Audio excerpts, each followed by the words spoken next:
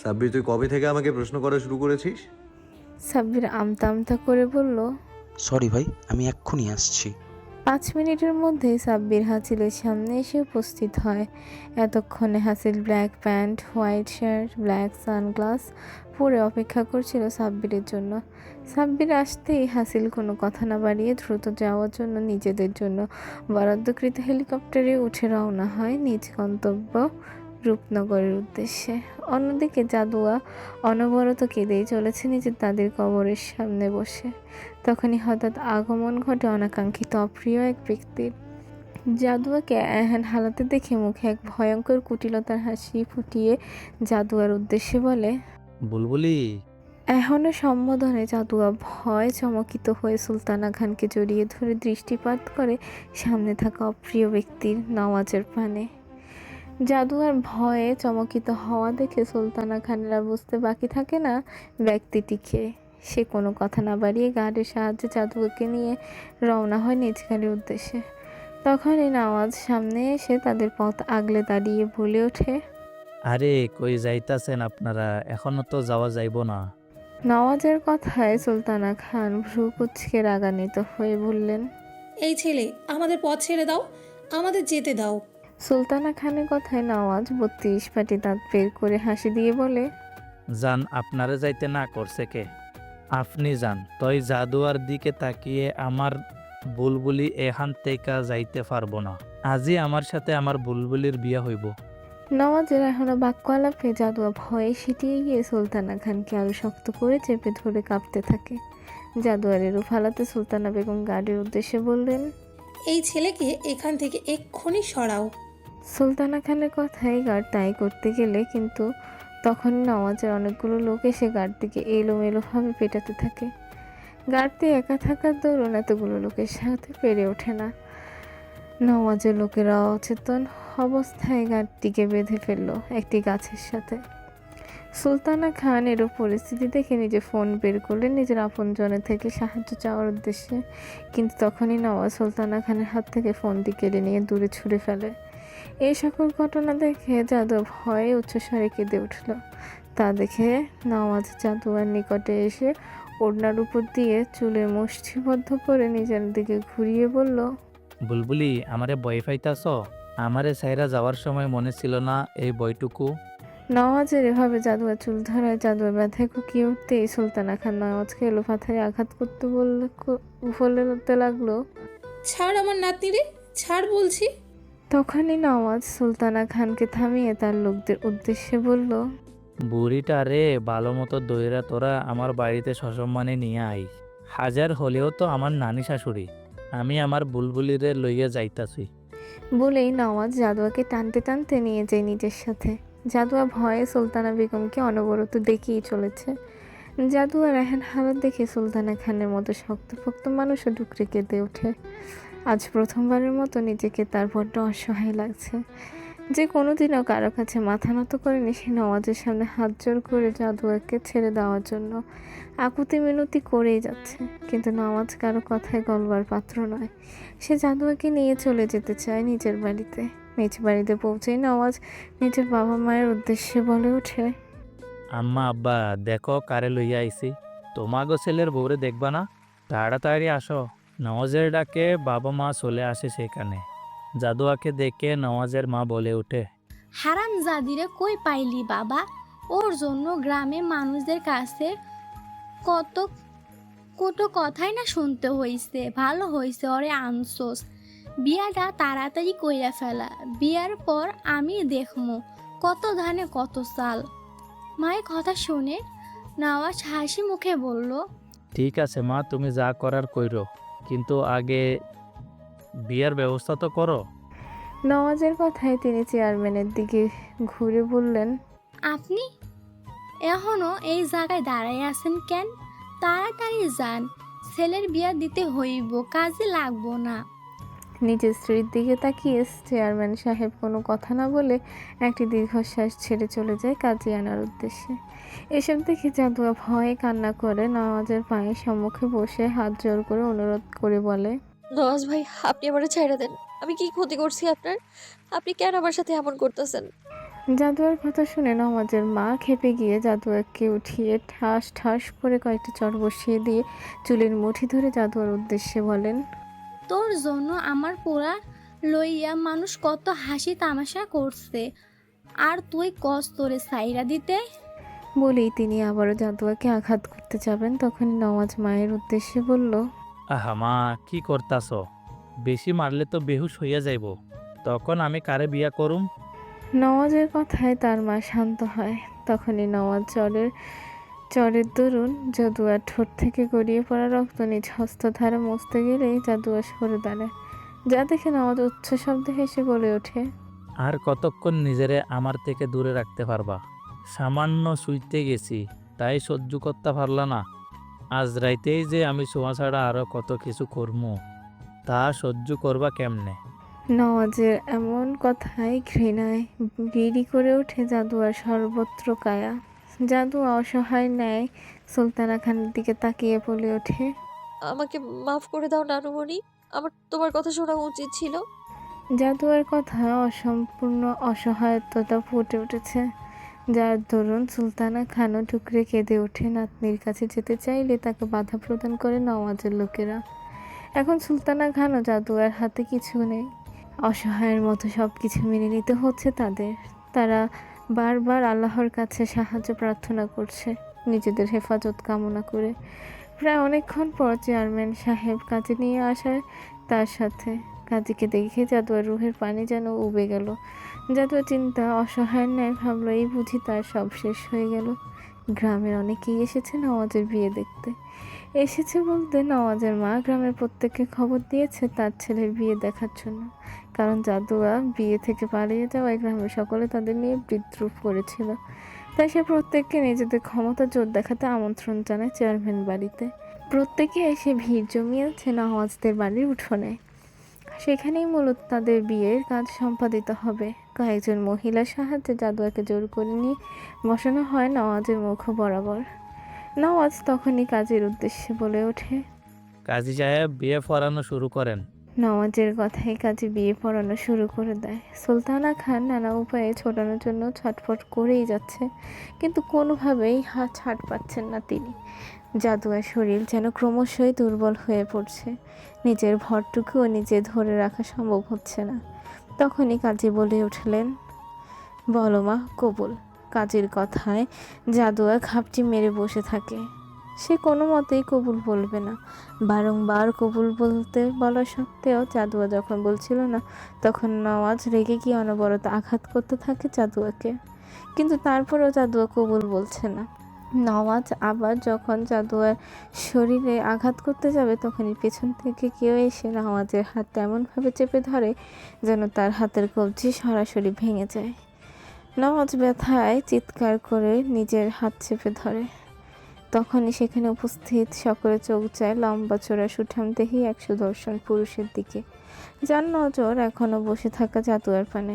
জাদুয়া নিজের সামনে কাউকে দাঁড়িয়ে থাকতে দেখে মাথা উঁচু করে তার পানে তাকাতেই চোখের সামনে প্রস্ফুটিত হয় এক পরিচিত মুখ হয় অবয়ব, যাকে দেখে জাদুয়া ডুকরে কেঁদে ওঠে কোনো কথা না বলে। আজ এই মানুষটিকে দেখে জাদুয়া প্রথমবারের স্বস্তি বোধ হচ্ছে। জাদুয়াকে এভাবে কাঁদতে দেখে হাসিল এক হাঁটু ভাঁজ করে বসে জাদুয়ার সামনে। তখন জাদুয়া নিজের উঁচু করা মুখ হাসিলের মুখ বরাবর করে দৃষ্টিতে দৃষ্টি রেখে আরও উঁচু স্বরে কেঁদে ওঠে। তখন হাসিলের চোখ যায় জাদুয়ার রক্ত লেগে থাকা কাটা ওষ্ঠের দিকে। জাদুয়ার মুখের এরূপ অবস্থা দেখে হাসিলের রাগটা যেন আরও ভয়ঙ্করভাবে বেড়ে গেল। সে কান্নারত জাদুয়াকে গম্ভীর কণ্ঠে প্রশ্ন করলো, হু ডিড দিস? কে মেরেছে তোমায়? হাসিলের কথায় জাদুয়া কোনো প্রত্যুত্তর না করে কান্না করেই যাচ্ছিল। তখন হাসিল আরও রেগে গিয়ে চিৎকার করে ধমক দিয়ে জাদুয়ার মুখ চেপে ধরে আবারও প্রশ্ন করলো, কথা কানে যায় না তোর? কে মেরেছে তোকে? আমায় শুধু তার নামটা বল। হাসিলের কথা জাদুয়া ভয়ে ফুফিয়ে ফুফিয়ে বলে ওঠে, চাচি, নওয়াজ ভাই আর ওনার মা। নওয়াজ ভাই বেশি মেরেছে, আমি খুব ব্যথা পেয়েছি। বলেই ফুপিয়ে ওঠে জাদুয়া। জাদুয়ার কথা শুনে হাসিলের আগে হিতাহিত জ্ঞান শূন্য হয়ে চিৎকার করে বলে, কুত্তার বাচ্চাদের এমন সাহস যে তোর শরীরে হাত তোলার দুঃসাহসিকতা দেখিয়েছে? দেখিয়েছে বলেই হাসির সামনে থাকা নওয়াজকে ইচ্ছে মতো পেটাতে থাকে। পেটানোর দরুন নওয়াজের নাক মুখ থেকে গড় গড় করে রক্ত বেরোতে থাকে। নওয়াজের কোনো লোকই হাসিলের সঙ্গে পেরে উঠছিল না বলতে হাসিলের ধারে কাছে আসার আগে সাব্বির তাদের কুপকাত করে ফেলছিল। নওয়াজের এরূপ অবস্থা দেখে পারুল বেগম ও রহিম মিয়া পালিয়েছে অনেক আগেই। ফাতেমা বেগম ও চেয়ারম্যান সাহেব নিজের ছেলের এখন হালাত দেখে সহ্য করতে না পেরে হাসিলের সামনে পথ আগলে দাঁড়িয়ে। নওয়াজের মায়ের এরূপ কথায় হাসিলের মুখে একটি কুটিলতার হাসি ফুটিয়ে বলে ওঠে, ও তাহলে তুই ওর মা? আবার আর কষ্ট করে তোকে খুঁজতে হলো না। বলে ঠাস করে চর বসিয়ে দিল ফাতেমা বেগমের ঘাড়ে। চরের আঘাত সহ্য করতে না পেরে সাথে সাথে চেতনা হারিয়ে লুটিয়ে পড়ে মাটিতে। চেয়ারম্যান সাহেব নিজের স্ত্রীর এরূপ হালাত দেখে হাসিলের উদ্দেশ্যে বলে ওঠে, এই ছেলে আমার লজ্জা করে না একজন মহিলার গায়ে হাত তুলতে? চেয়ারম্যান সাহেবের কথায় প্রতি উত্তরে হাসিল রেগে চেয়ারম্যান সাহেবের গলা চেপে ধরে বলে ওঠে, একদমই না, আমার একটুও লজ্জা করেনি। তোর স্ত্রীর কপাল ভালো, সেন্সলেস হয়ে গেছে, আর তা না হলে মেরে এখন মাটিতে পুঁতে দিতাম।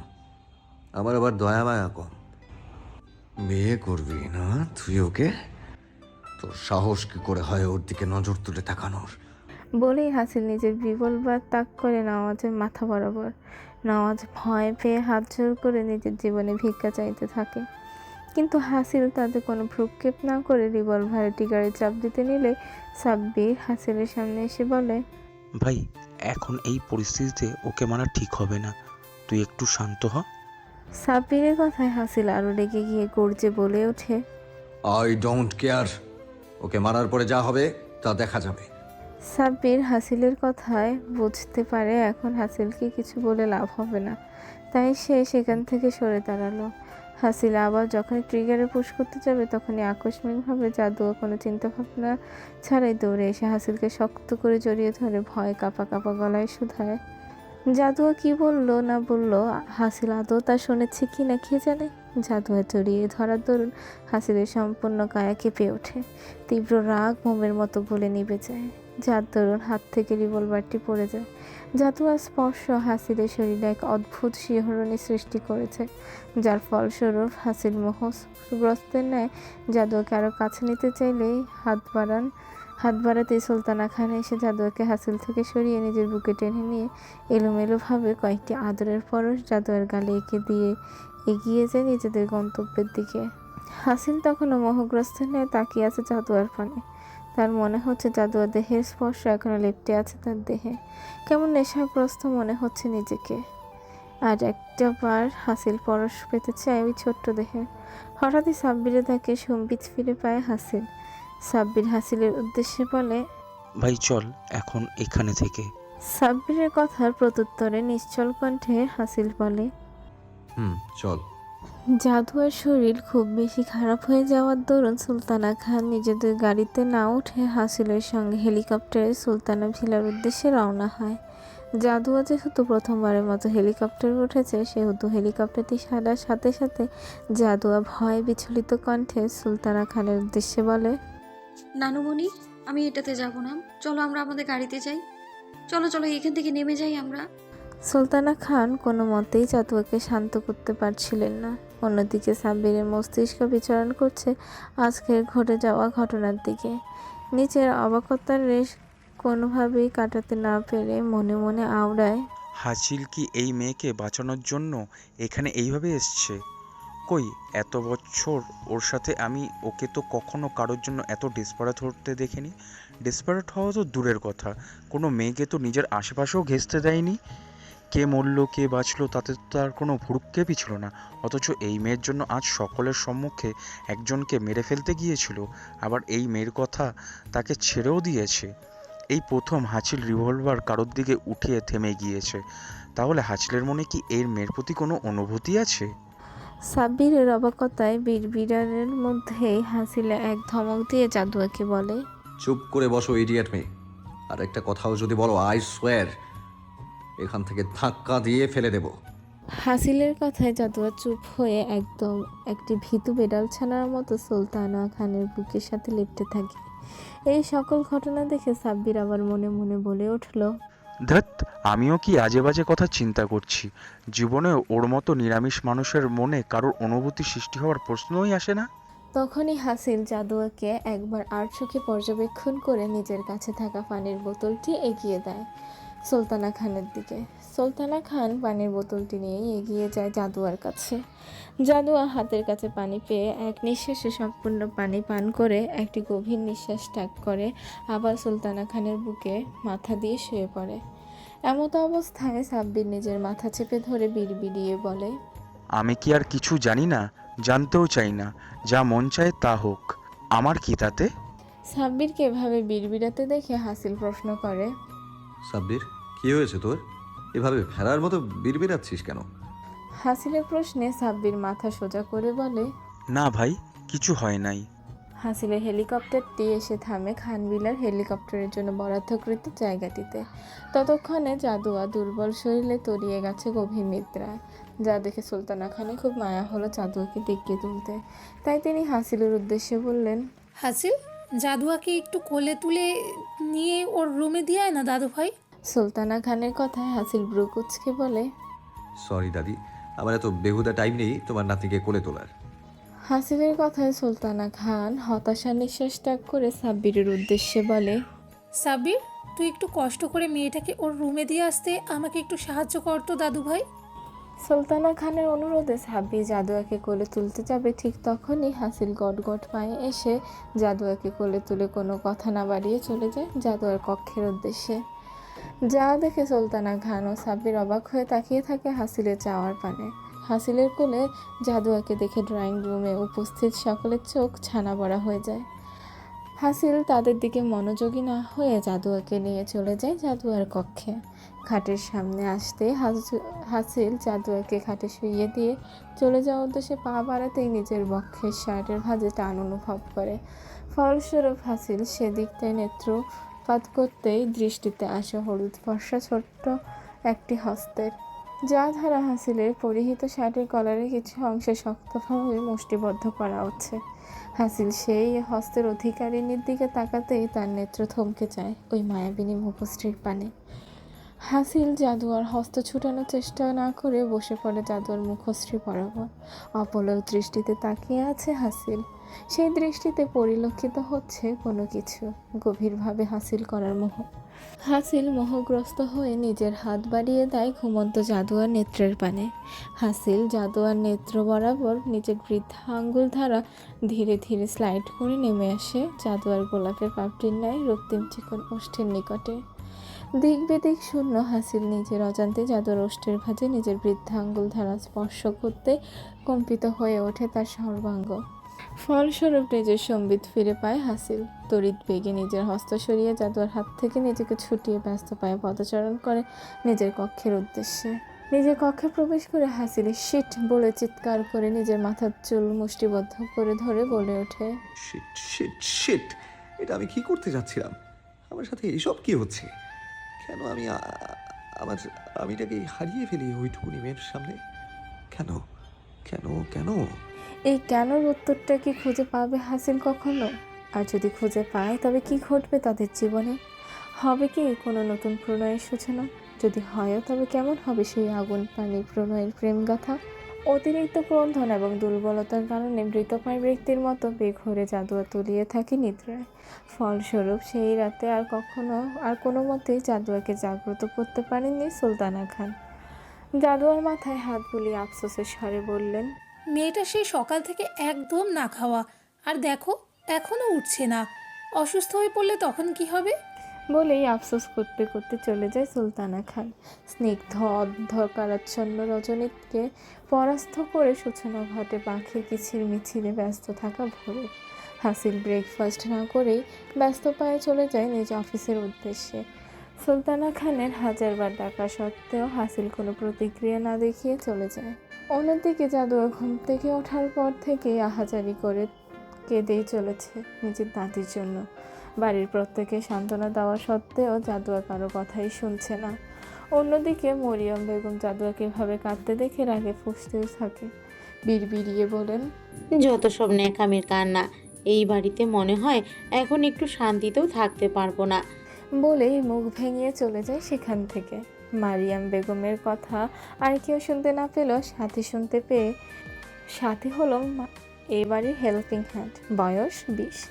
মুখ ভেঙে মারিয়াম বেগমের উদ্দেশ্যে বলে, হুম, খবিশ মহিলা একটা, কারোর কষ্ট বুঝে না।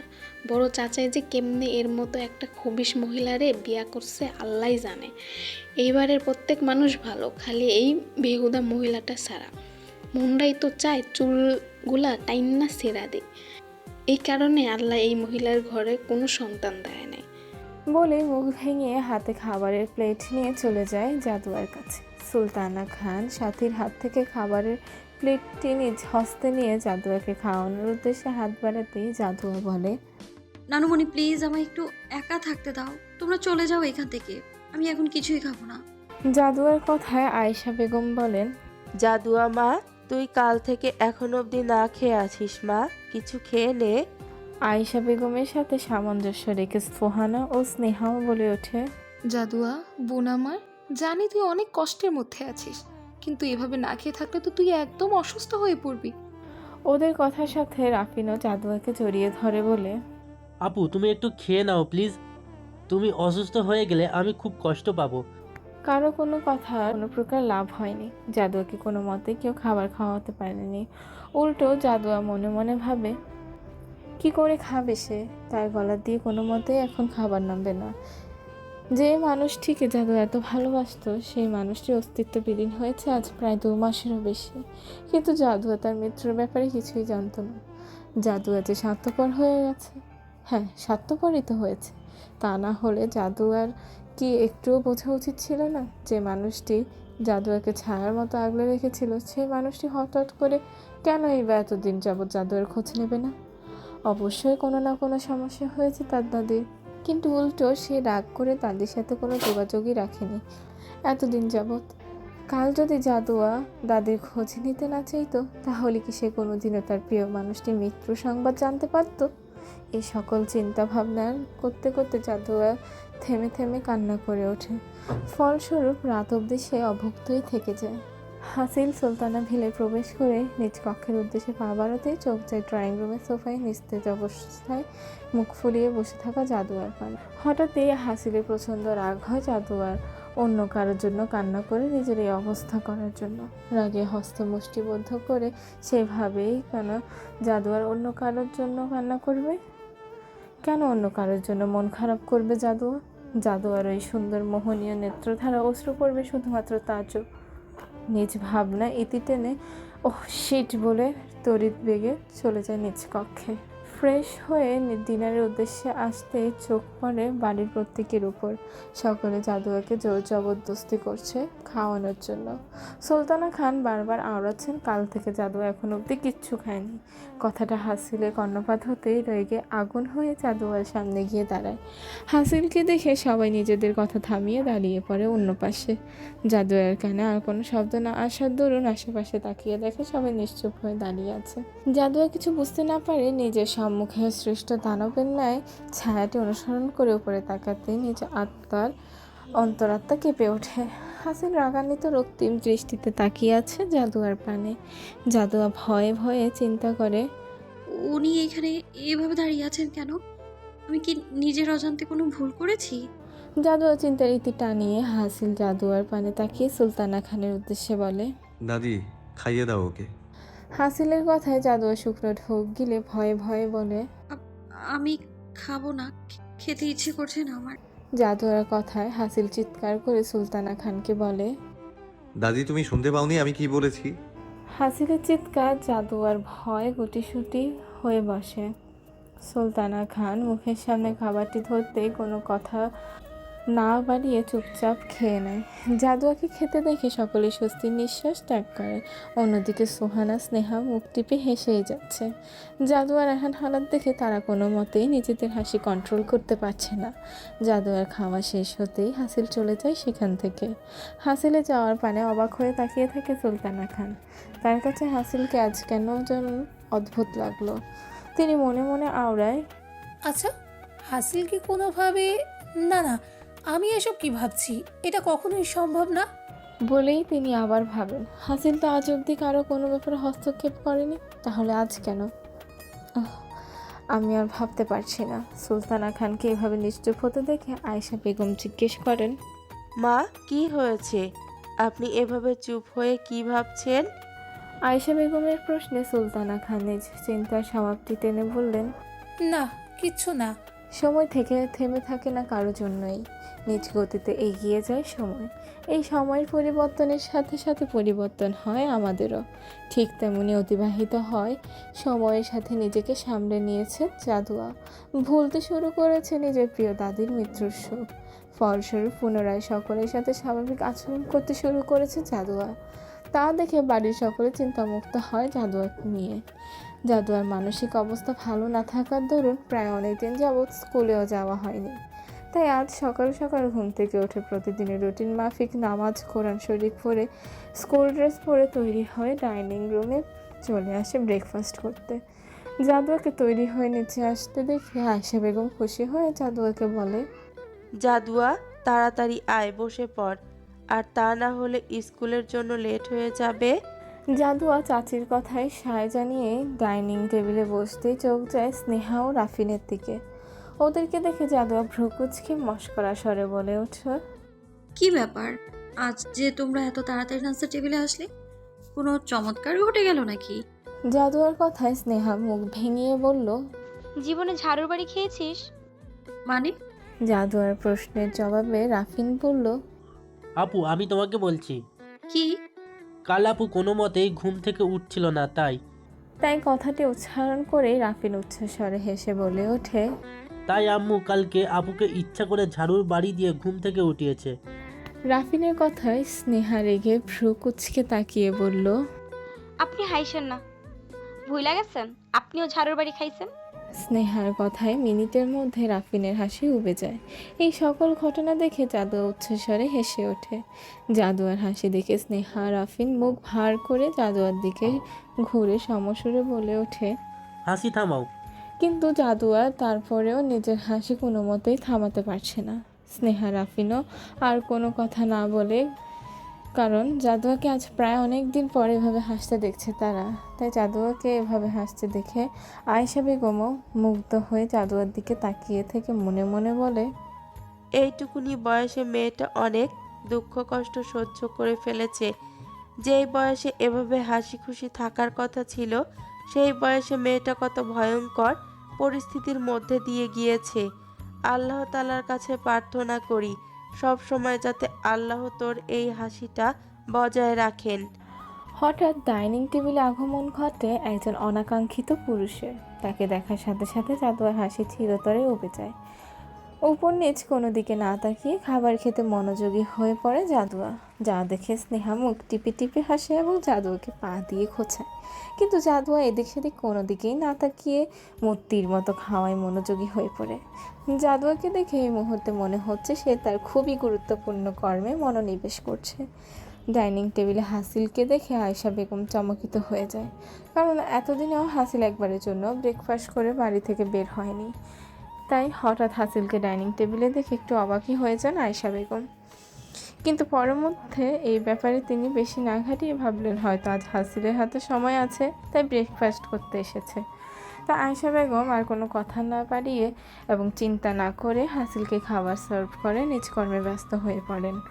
হাসিল নিজ খাবার খাচ্ছে আর চোখে জাদুয়াকে দেখে পর্যবেক্ষণ করছে আর মনে মনে ভাবছে, আমি এরকমটা কেন করলাম? আমি ব্রেকফাস্ট করতে কেন আসলাম? আমার কি মাথা দিন দিন খারাপ হয়ে যাচ্ছে, নাকি আমি মানসিকভাবে অসুস্থ হয়ে যাচ্ছি? হাসিলে মূলত এরকমটা ভাবার কারণ হলো সে নিজ অফিসের দিকে পা বাড়াতেই জাদুয়ার মনোমুগ্ধকর হাসির ধ্বনি কর্ণগহ্বরে পৌঁছাতেই বর্ষীভূতর ন্যায় চলে আসে ডাইনিং টেবিলে। স্নেহা রাফিনের খাওয়া শেষ হতেই স্নেহা দ্রুত বেগে ওঠে জাদুয়ার উদ্দেশ্যে বলে, জাদুয়া, আমরা গাড়িতে ওয়েট করছি, তোর খাওয়া শেষ হয়ে গেলে চলে আসিস। বলেই স্নেহা রাফিন কোনো দিকে না তাকিয়ে দ্রুত সেই স্থান থেকে চলে যায়। জাদুয়া তাদের যাওয়ার দিকে অসহায়ের মতো তাকিয়ে থাকে। মুখ দিয়ে কোনো কথা উচ্চারণ করার সাহস জুগিয়ে উঠতে পারছে না।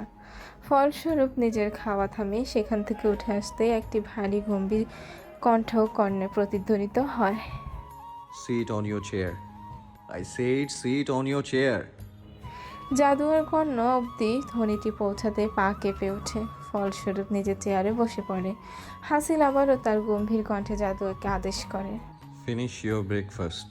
হাসিলের কণ্ঠ কর্ণে পৌঁছাতেই জাদুয়া দিক বেদিক ভুলে কাঁপা কাঁপা হস্তে দ্রুত খাবার গলতকরণ করতে গিয়ে গলায় খাবার আটকে যায়। ফলস্বরূপ প্রচণ্ড কাশি উঠে যায় জাদুয়ার। তখনই শক্তপোক্ত বলিষ্ঠ হাতে পানির গ্লাস এগিয়ে ধরে জাদুয়ার পানে। গ্লাসটি মুখের থেকে একটু উপরে হওয়ার দরুন জাদুয়া নিজ হস্তে গ্লাস ধরে থাকা হাতটি নিজের নিকটে টেনে নিয়ে পানিটুকু খেয়ে নিজের কাশি থামায়। কাশি থামতে জাদুয়া বড় করে একটি নিঃশ্বাস ত্যাগ করে মাথা ওঠায়, পানি দিয়ে তাকে সাহায্য করা মানুষটিকে ধন্যবাদ জানানোর উদ্দেশ্যে। মাথা উঠিয়েই জাদুয়া যাকে দেখতে পায় তাকে দেখে জাদুয়ার শ্বাস আটকে যায়। আটকে থাকা নিঃশ্বাসে জাদুয়ার দৃষ্টি পরিলক্ষিত হয় হাসিল ভ্রু কুঁচকে তাকিয়ে আছে কোনো একদিকে। হাসিলের দৃষ্টি অনুসরণ করে সেই দিকটায় তাকাতেই জাদুয়ার দৃষ্টি আসে নিজের হাত দিয়ে ধরে থাকা হাসিলের হাত। তড়িৎ বেগে নিজের হাত সরিয়ে নেয় জাদুয়া হাসিলের ধরে থাকা হাতের থেকে। হাত ছুটিয়ে জাদুয়া ভয়ে ভয়ে বলে ওঠে, সরি, আম রিয়েলি সরি। বলেই জাদুয়া সেখান থেকে দ্রুত চলে যায়। হাসিল তখনও নির্বিকার হয়ে নিজের হাতের দিকে তাকিয়ে থাকে। জাদুয়া স্কুলে যাওয়ার উদ্দেশ্যে পা বাড়াতেই তার নজরে আসে স্কুল ব্যাগ ছাড়াই জাদুয়া চলে এসেছে ডাইনিং টেবিল থেকে। নিজের মাথায় আলতো একটা চর বসিয়ে আবার ঘুরে পা বাড়ায় ব্যাগ আনার উদ্দেশ্যে। তখনই আকস্মিকভাবে কারো বুকের সাথে ধাক্কা লাগে, ফলস্বরূপ জাদুয়া নাকে প্রচণ্ড ব্যথা পায়। হাত ধারা নাক ঘষতে ঘষতে ধাক্কা খাওয়া ব্যক্তিটির দিকে তাকাতেই হাসিলকে দেখে নেত্রযুগল খিচে বন্ধ করে ফেলে জাদুয়া। জাদুয়ার এমনভাবে চোখ বন্ধ করতে দেখে হাসিল নিজের অজান্তেই মুচকি হাসি দিয়ে ওঠে। জাদুয়ার মুখের দিকে তাকাতে হাসিলের নজরে আসে জাদুয়ার ব্যথাপ্রাপ্ত লাল হয়ে যাওয়া নাক। ধীরে ধীরে এগিয়ে যায় হাসিল জাদুয়ার একদম নিকটে। নিজের মাথা ঝুঁকিয়ে জাদুয়ার মুখ বরাবর ধরতেই হাসিলের গরম উষ্ণ নিঃশ্বাস বাড়ি খায় জাদুয়ার মুখশ্রীতে। যার দরুন জাদুয়া ভয়ে নিজের স্কুল ড্রেস দু হাত দিয়ে চেপে ধরে ঠায় নেত্র খিচিয়ে বন্ধ করে দাঁড়িয়ে থাকে। হঠাৎ হাসিল অযাচিত এক কাজ করে বসলো। জাদুয়ার খিচে থাকা নেত্র পানে তাকিয়ে লাল হয়ে যাওয়া নাকে ফু দিয়ে চলে যায় নিজ গন্তব্যে। জাদুয়া নিজের নাকে শীতল হাওয়া অনুভব করতে তড়িৎ গতিতে চোখ খুলে ফেলে, কিন্তু সামনে কাউকে না দেখে জাদুয়া ভয় পেয়ে যায়। এটা ভেবে কিসে শীতল হাওয়া অনুভব করলো জাদুয়া?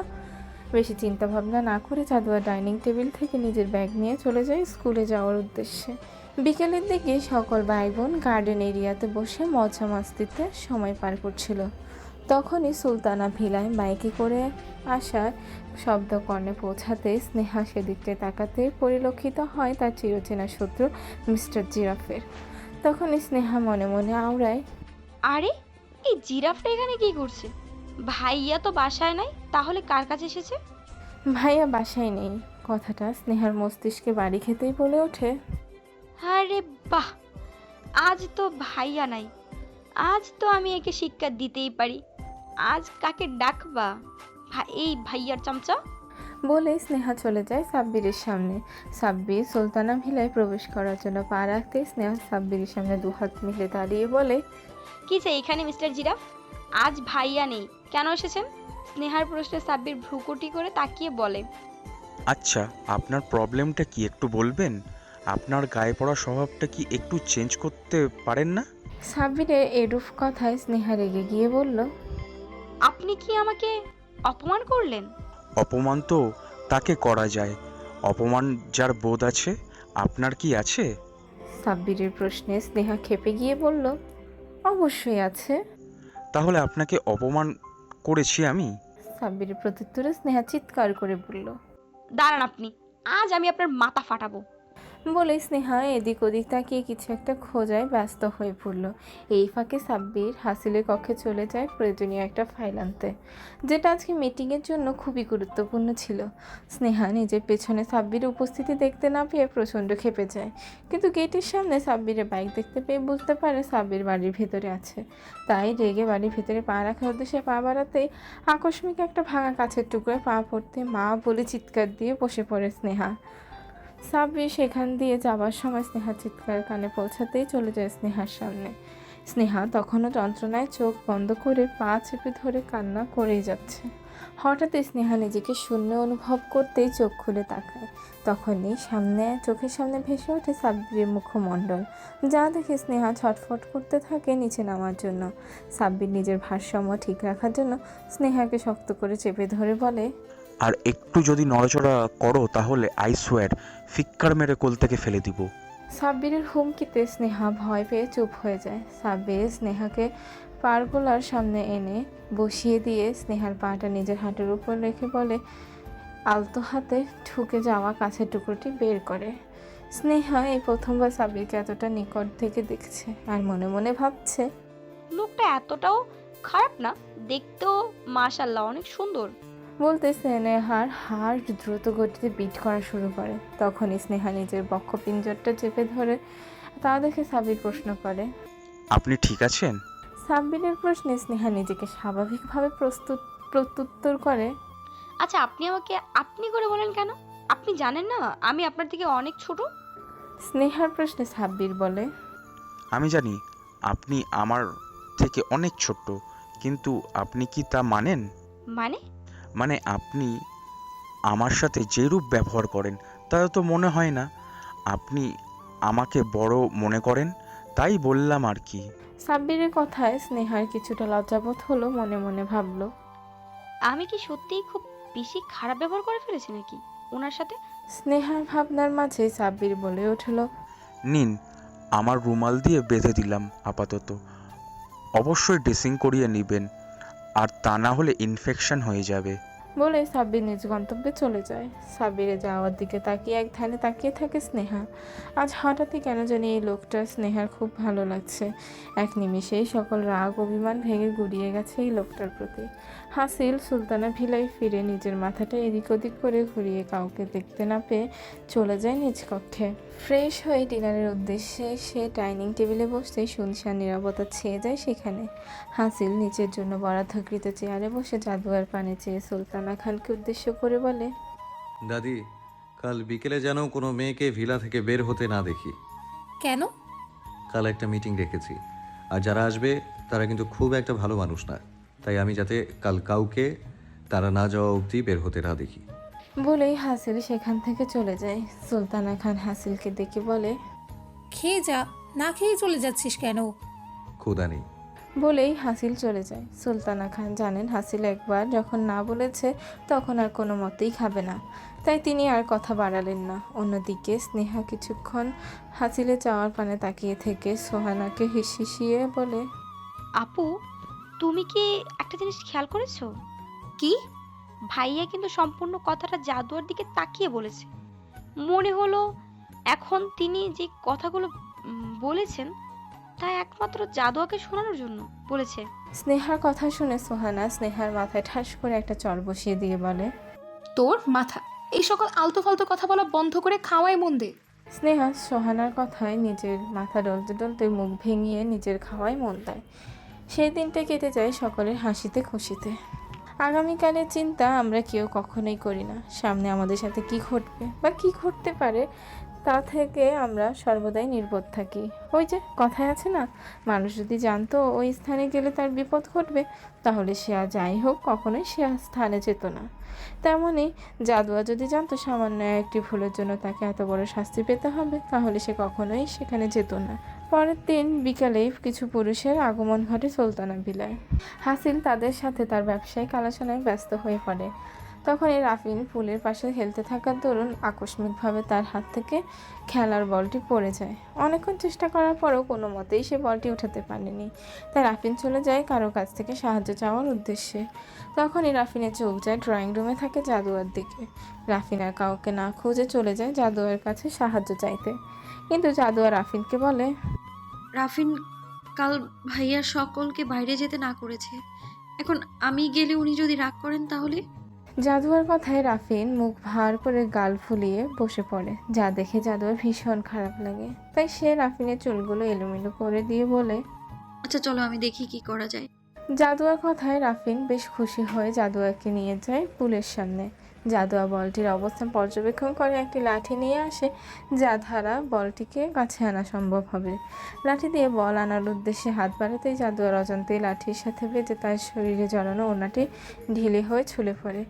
জাদুয়া পরিহিত কামিজে গলাটি বড় হওয়ার ফলস্বরূপ বক্ষ বিভাজনের কিছু অংশ পরিলক্ষিত হয়। হাসিলের নিজের ব্যবসায়িক কাজ নিয়ে আলোচনার মাঝে পরিলক্ষিত হয় সেখানে উপস্থিত একটি ছেলের দৃষ্টি, যে দৃষ্টি স্পষ্ট কামকতার ছাপ পরিলক্ষিত।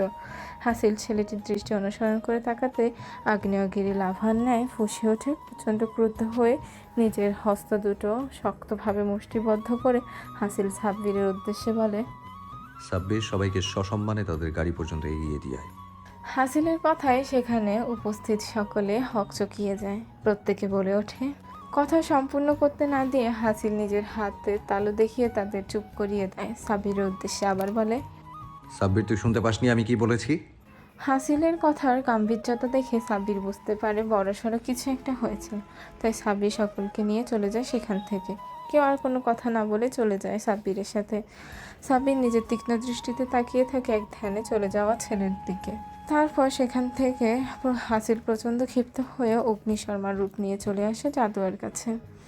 জাদুয়া হাসিলকে দেখে ভয় কেঁপে ওঠে। কেমন জানি খ্যাপাটে লাগছে হাসিলকে। জাদুয়া এখন অবধি হাসিলকে এত রাখতে কখনোই দেখেনি।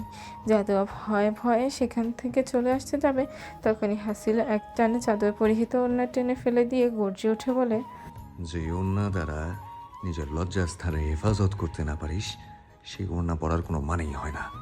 হাসিলের কথায় জাদুয়া ভয়ে দু হাত বুকের উপর রেখে চেপে ধরে বলে ওঠে, কি করেছেন? আপনি কি পাগল হয়ে গেছেন? হাসিল কোনো কথা না বলে জাদুয়ার গালে পরপর কয়েকটি চড় বসিয়ে দেয়। জাদুয়া হাসিলের করা আঘাতে নিজেকে সামলাতে না পেরে পড়ে যায় নিচে। ফলস্বরূপ ওষ্ঠ কেটে রক্ত বেরিয়ে আসে এবং হাঁটুতে প্রচণ্ড ব্যথা পায়, যার দরুন জাদুয়া কোনো মতেই উঠে দাঁড়াতে সক্ষম হচ্ছে না। এই সকল ঘটনা দেখে রাফিন ভয়ে ভয়ে সকলকে ডাকতে চলে যায়। জাদুয়া ব্যথায় কান্না করতে করতে হাসিলকে প্রশ্ন করে, ভাইয়া, আপনি আমায় কেন মারছেন? আমি কি করেছি? জাদুয়ার প্রশ্নে হাসিল আরও খেপে গিয়ে জাদুয়া চুল ধরে দাঁড় করিয়ে বলে, ভাই? আমি তোর কোন জন্মের ভাই রে? আমি কি কখনো তোকে বোন বলে ডেকেছি? নষ্টা মেয়ে কোথাকার! বলেই হাসিল আবার জাদুয়ার গালে চড় বসিয়ে দেয়। এবার জাদুয়ার তাল সামলাতে না পেরে বাড়ি খায় সামনে থাকা দেয়ালের সাথে। ফলস্বরূপ মাথা ও নাক থেকে গড়গড়িয়ে বেরিয়ে আসে লোহিত লহু। জাদুয়া ব্যথায় নিজের মাথায় হাত দিতেই অনুভব হয় তরল জাতীয় কিছুর। নিজের হাত সামনে আনতেই রক্ত দেখে উচ্চস্বরে কেঁদে ওঠে জাদুয়া। কিন্তু আজ যেন হাসিলের তাতে কোনো ভ্রুক্ষেপই নেই। সে আবার জাদুয়াকে নিজের দিকে ঘুরিয়ে নিজে বলিষ্ঠ হাত ধারা জাদুয়ার গলা চেপে ধরে বলতে থাকে, তোরা নারীরা এত সস্তা কেন রে? যাকে তাকে নিজের শরীর দেখিয়ে বেড়াস।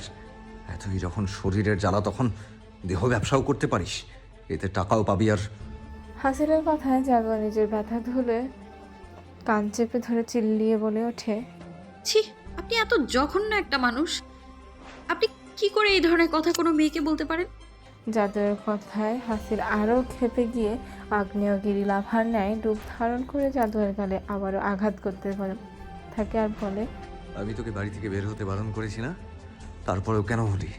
বলেই জাদুয়ার চুল মুষ্টিবদ্ধ করে নিজের দিকে ঘুরিয়ে বলে, এই শুনেছিস পুরুষ মানুষ এসেছে, অমনি ধেই ধেই করে চলে আসলি নিজেকে খোলামেলা ভাবে উপস্থাপন করতে, তাই না?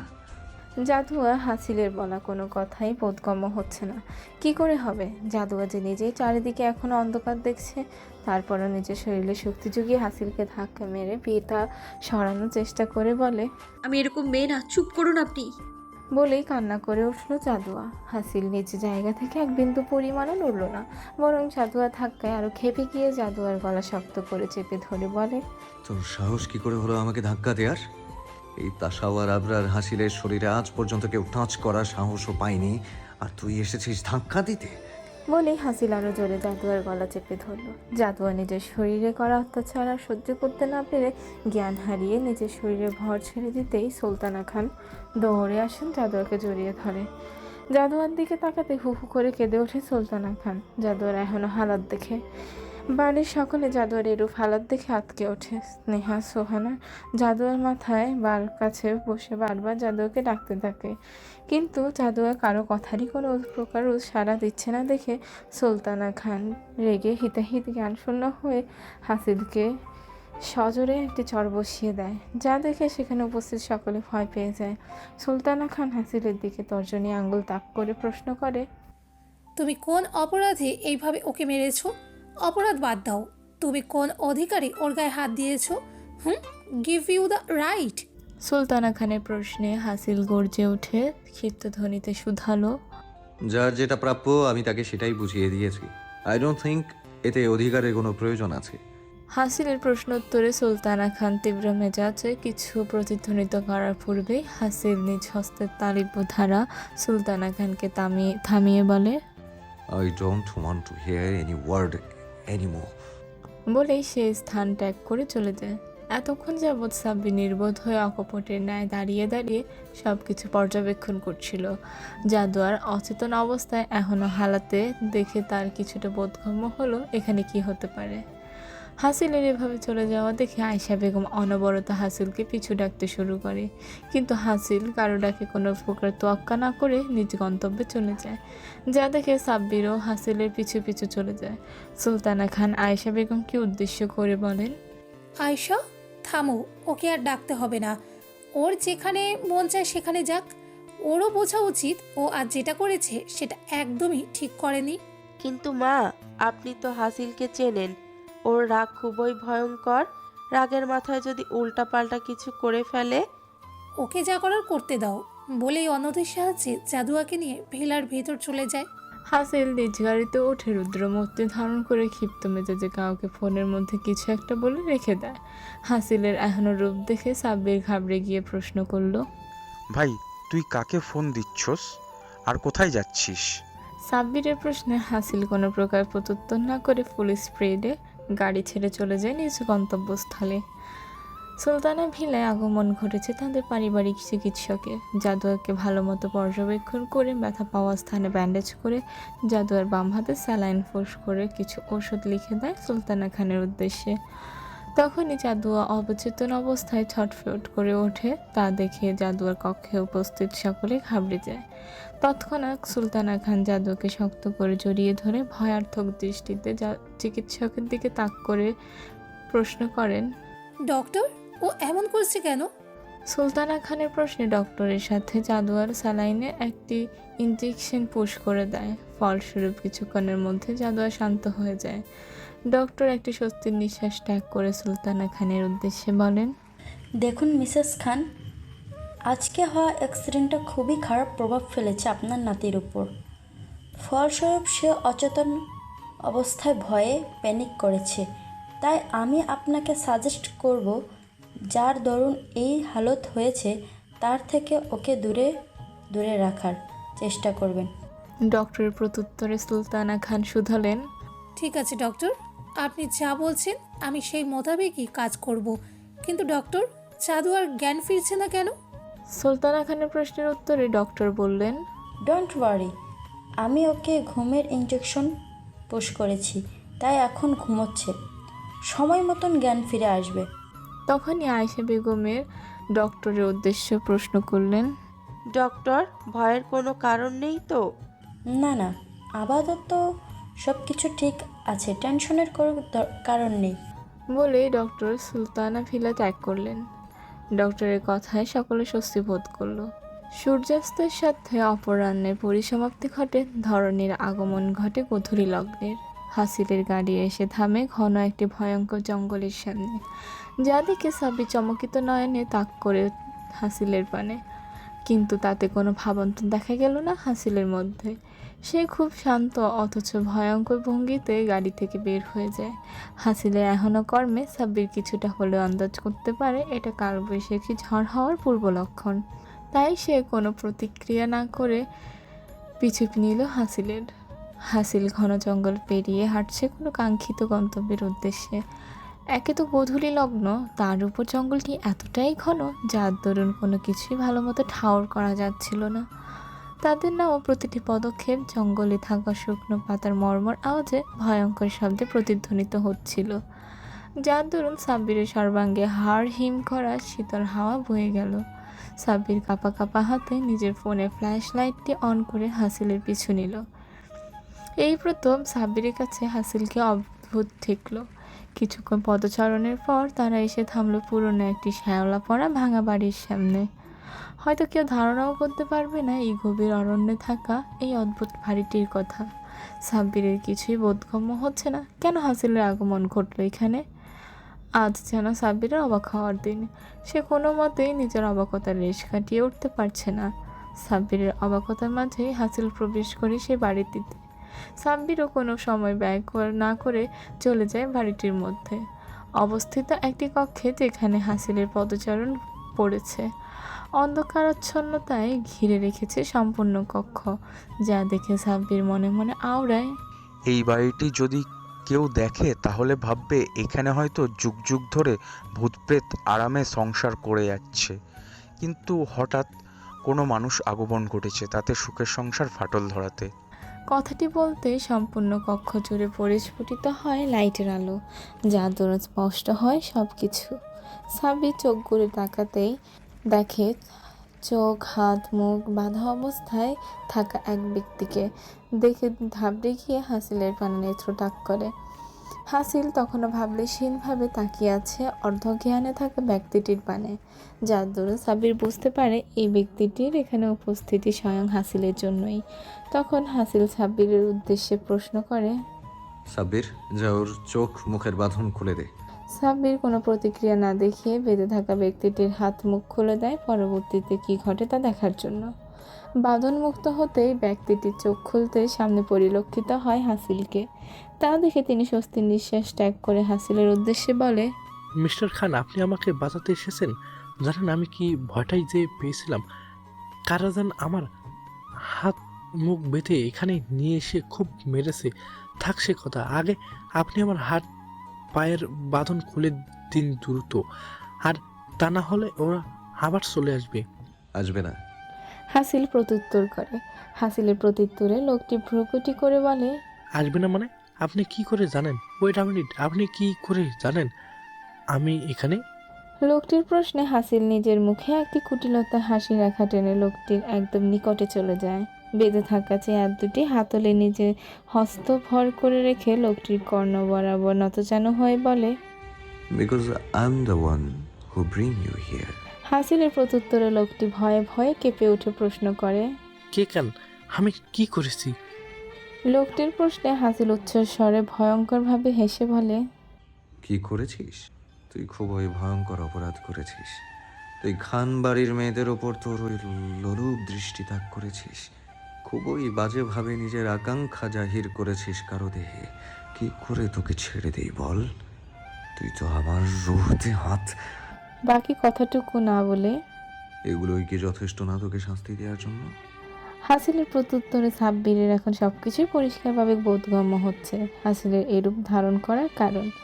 তখনই হাসিল গর্জে ওঠা বাণী লোকটির কর্ণকুহরে পৌঁছাতেই ভয়ে ভয়ে বলে ওঠে, মিস্টার খান, আপনি বোধহয় ভুলে যাচ্ছেন আমি কি। আপনি আমার বাবার ক্ষমতা সম্পর্কে খুব ভালো করেই জানেন। আমার যদি কিছু হয় তাহলে কিন্তু আপনিও ছাড় পাবেন না। আর তাছাড়া আমার কিছু হলে আপনারই অনেক বড় ক্ষতি হয়ে যাবে।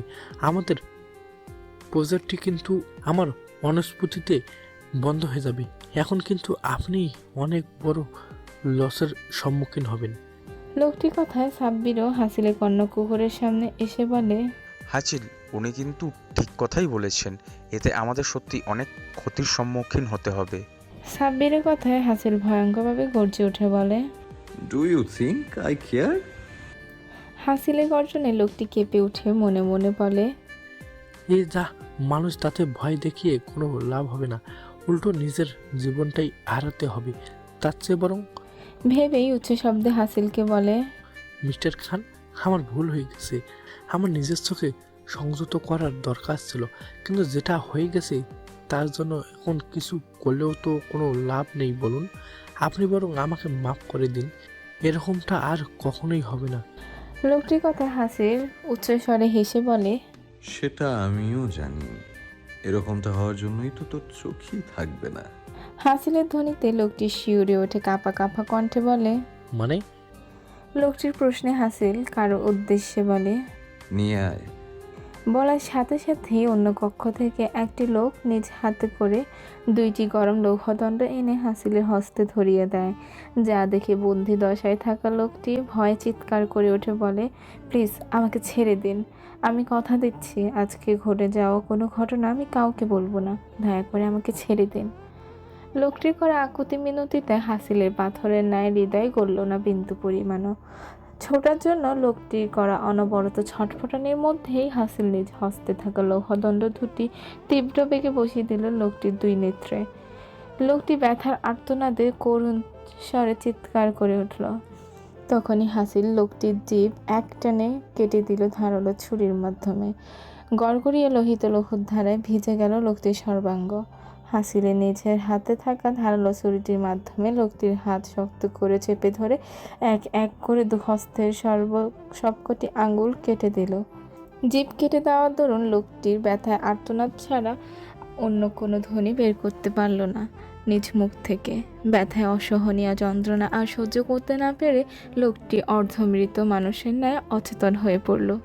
তখনই হাসিল সেখানে উপস্থিত কিছু লোককে বলল, একে নিয়ে গভীর অরণ্যে ফেলে দিয়ে আয়।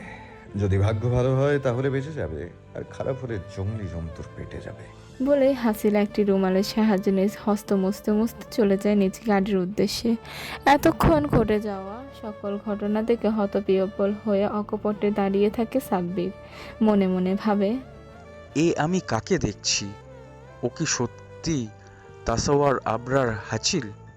এতদিন যাবৎ আমি ওর সাথে আছি, এত নির্দয় ভাবতেও হাচিল কখনো কাউকে মারেনি, তাহলে আজ কেন? আর সামান্য কোনো নারী জড়িত কারণে ও কাউকে মারার মতো মানুষ নয়? নারী ঘটিত কোনো কাজ আজ অবধি হাচিল নিজের মাথা ঘামায়নি, তাহলে আজ কেন? উফ, আমি আর কিছুই ভাবতে পারছি না। এইরূপ চিন্তা ভাবনার মাঝেই ডাক পড়ল হাসিলের। সাব্বির, তুই কি যাবি নাকি তোকে রেখেই চলে যাব? হাসিলের ডাকে সম্বিত ফিরে পায় সাব্বির। দ্রুত পদচারণে গিয়ে দাঁড়িতে বসলে সাব্বিরের করুণ হালাত দেখে হাসিল স্বয়ং গাড়ি চালায় নিজ গন্তব্যের উদ্দেশ্যে। সাব্বির তখন নির্বাক। সাব্বিরের নিজের নির্বাকতা কাটিয়ে নিজ বক্ষে সাহস সঞ্চার করে হাসিলকে প্রশ্ন করে, ভাই, তুই কি জাদুয়ারের অপছন্দ করিস? সাব্বিরের প্রশ্নে হাসিল তৎক্ষণাৎ গাড়িতে ব্রেক কষে ভ্রুকুটি করে সাব্বিরের পানে তীক্ষ্ণ দৃষ্টিতে তাকিয়ে উচ্চস্বরে হেসে গম্ভীর কণ্ঠে শোধায়, তোর কি মনে হয় আমি পাগল হয়ে গেছি? এই তাসওয়ার আবরার হাসিলের এতটা খারাপ দিন আসেনি যে কারো প্রেমে পড়বে। তাহলে ভাই তুই সামান্য কারণের জন্য সম্পূর্ণ কথাটা বলার পূর্বেই হাসিল গম্ভীর কণ্ঠে বলল, সাব্বির, তুই ভুলে যাচ্ছিস আমি কারোর প্রশ্নের উত্তর দেওয়ায় স্বাচ্ছন্দ্য বোধ করি না। আর তুই যদি অহেতুক প্রশ্ন করার অভ্যাসটি পরিবর্তন না করতে পারিস তাহলে আমি বলবো এখনো সময় আছে, আমার থেকে দূরে চলে যা। বলে হাসিল নিজ ফ্ল্যাটের উদ্দেশ্যে পা বাড়ায়। তখনই সাব্বির বলল, ভাই সরি, আর কখনো তোকে অহেতুক প্রশ্ন করব না, কিন্তু ভাই তুই কি সুলতানা ভিলায় যাবি না? না। বলে প্রস্থান করে হাসিল। সাব্বির হাসিলে যাওয়ার পানে তাকিয়ে বিড়বিড়িয়ে বলল, ভাই তুই এই মেয়েকে শুধু পছন্দই না, নিজের জীবনের অবিচ্ছেদ্য অংশ ভাবতে শুরু করেছিস, কিন্তু এইটা সত্যি তুই কোনোভাবেই মানতে চাইছিস না। আমার এখন খুব চিন্তা হচ্ছে ভাই, তুই যখন নিজের অনুভূতি সম্পর্কে পুরোপুরি নিশ্চিত হবি তখন কি হবে? আজ তোর যে রূপ দেখছি, সামান্য এই মেয়ের দিকে লোলুপ দৃষ্টিতে তাকাতেই তুই যা হালাত করেছিস ওই লোকের, তাতে আমার ওইটুকুনি মেয়ের জন্য চিন্তা হচ্ছে। আর যা করেছিস তুই জাদুয়ার সাথে, তাতে তো সে তোকে আরও ঘৃণা ও ভয় পাবে। তার দৃষ্টিতে তোর প্রতি ভয় ঘৃণা সহ্য করতে পারবি তো? সাব্বির প্রশ্নগুলো নিজ মনে আউড়িয়ে চলে যায় নিজ গন্তব্যে। রাত প্রায় 12টা। তখনও বাড়ির বড়দের উপস্থিতি জাদুয়ার কক্ষে। সকলে অপেক্ষা করছে জাদুয়ার জ্ঞান ফেরার। কে জানে জ্ঞান ফেরার পর যদি জাদু আবার প্যানিক করে, তাই কেউই জাদুকে একা রেখে যাওয়ার সাহস করে উঠতে পারছেন না। সুলতানা খান জাদুয়ার মাথার সম্মুখে বসে সাথীকে উদ্দেশ্য করে প্রশ্ন শুধায়, সাথী, হাসিল কি বাড়িতে ফিরেছে? না দাদি, ভাইজান তো বাড়িতে এখনো ফিরে নাই। সাথীর প্রত্যুত্তরে আয়েশা বেগম চিন্তিত হয়ে সুলতানা খানকে বলেন, মা, আমার মনে হয় আপনার হাসিলের শরীরে হাত তোলা উচিত হয়নি। আয়েশা বেগম কথার পৃষ্ঠে সাহিল খানকে বলেন, না এশা, মা যেটা করেছেন সেটা একদম ঠিক করেছেন। ওর সাহস কি করে হয় এইটুকুখানি মেয়ের গায়ে হাত তোলার? সাহিল খানের কথায় সুলতানা খান তীক্ষ্ণ কণ্ঠে বলেন, তুমি চুপ থাকো, তোমার মুখ থেকে আমি হাসিলের সম্পর্কে কোনো কথা শুনতে ইচ্ছুক নই। কিন্তু মা। সাহিল খানকে সম্পূর্ণ কথা বলতে না দিয়ে তার হাত ধরে টেনে তার স্ত্রী মারিয়াম বেগম বলে ওঠেন, তুমি চুপ থাকো, তোমার কোনো কথা বলতে হবে না, তুমি চলো এখান থেকে। তুমি তো সব সময় দেখেছো মা তার নাতির সম্পর্কে কারো মুখ থেকে কোনো কথা শুনতে পছন্দ করেন না। মারিয়াম বেগমের কথায় সুলতানা খান ক্ষিপ্ত মেজাজে বললেন, মরিয়ম, তুমি যাকে আমার নাতি দাবি করছো সে তোমার না হোক, কিন্তু সাহিলের একমাত্র সন্তান। আর আমি কেন ওর মুখ থেকে হাসিলের বিরুদ্ধে কোনো কথা শুনবো? যখন বলার প্রয়োজন ছিল তখন তো কেউ কোনো কথা বলেনি, তাহলে এখন কেন বলবে তোমরা?